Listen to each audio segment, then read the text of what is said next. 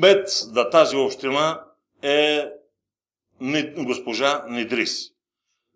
Да, Шукран Недрис.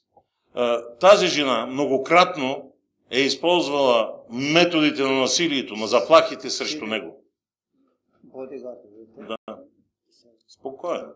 Използвала е методите на насилието, на шантажа.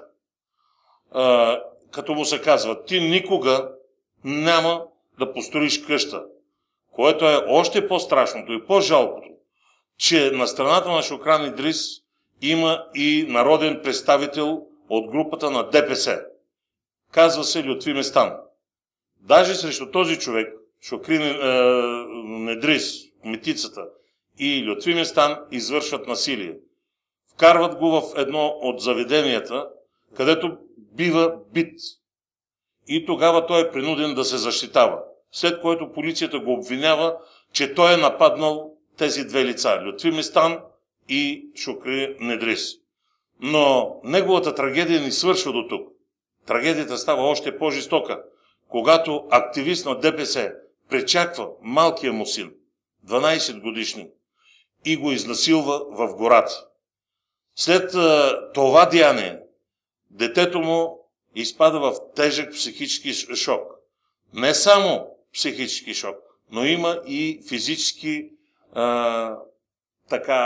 наранявания. Впоследствие детето се превръща, така да се каже, като инвалид. Всичките му обращения към съд, към другите органи, също се неглижират и се отхвърлят. Извършителя срещу 10 000 лева, дадени на ръка на лице, просто е освободен, без да му бъде потърсена съдебен иск за извършеното наказание. А знаем, че е много грозно, когато по-възрастни се гаврат с деца. Тъй наречената педофилия. Но гаврата в този случай е против волята на детето.